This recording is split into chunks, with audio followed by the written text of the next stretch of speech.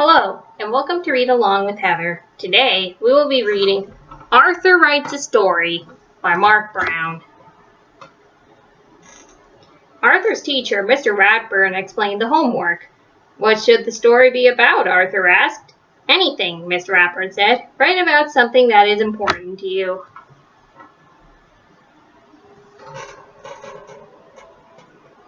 Arthur started his story the minute he got home.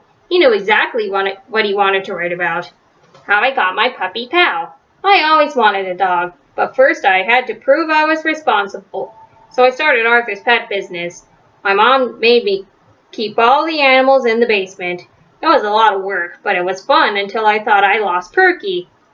But then I found her and she had 3 puppies, and I got to keep one of them. That's how I got my dog pal. The end.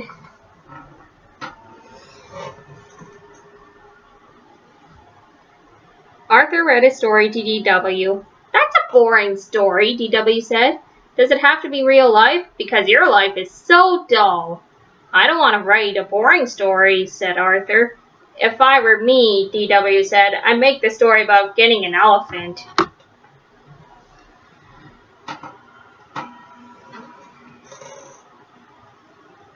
The next day, Arthur read his new story to Buster. Do you like the part about the elephant puppies? He asked. It's okay, I guess, said Buster. I'm writing a cool story about outer space.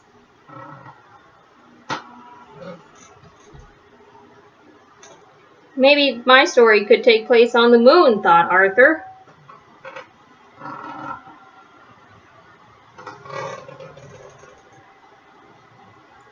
On Wednesday, Arthur read his newest story to the brain. Scientifically speaking, elephants will weigh less on the moon, but wouldn't float that high, said the brain.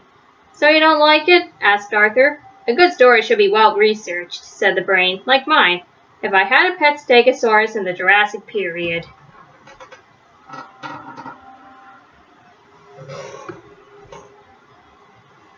Arthur hurried to the library. What are all those books for? Asked Francine. Research, said Arthur. I'm writing about my pet 5-toed mammal of the genus Loxodontia. Your what? Asked Francine. My elephant, Arthur explained. Oh, said Francine. I'm putting jokes in my story.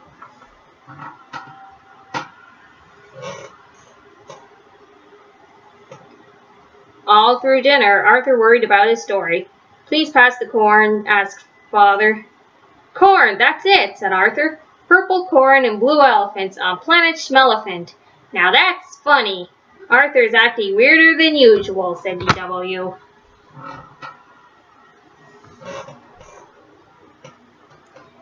On Thursday, everyone at the Sugar Bowl was talking about their stories.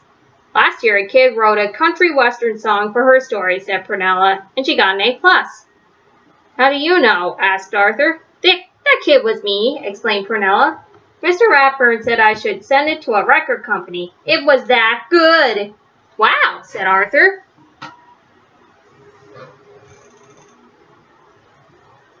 That night, Arthur's imagination went wild. He decided to turn his story into a song. He even made up a dance to go with it.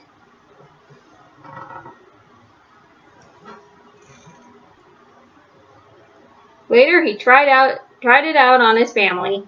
Now this little boy can go home and enjoy his own personal striped elephant, and you will see how happy he will be here on planet Schmelephant. Wow, said Arthur. Well, said Arthur, what do you think? You could be the next baby shark. Mother and Father smiled. It's nice, said Grandma Thora, but a little confusing. Too bad you can't dance, said D.W. What am I going to do? Said Arthur. My story's due tomorrow. That night, Arthur didn't sleep very well.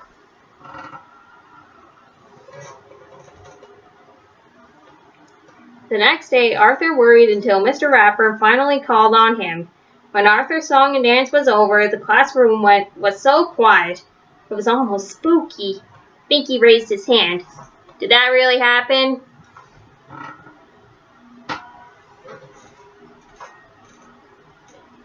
Sort of, said Arthur. It started as a story of how I got my dog. I'd like to hear that story, said Mr. Ratburn. The title was How I Got My Puppy Pal, said Arthur. Arthur told how proud he was of his pet business and how scared he was when Perky disappeared. And he told how happy he was to find her under his bed and how surprised he was to see her 3 puppies. And the best part is, said Arthur, I got to keep one.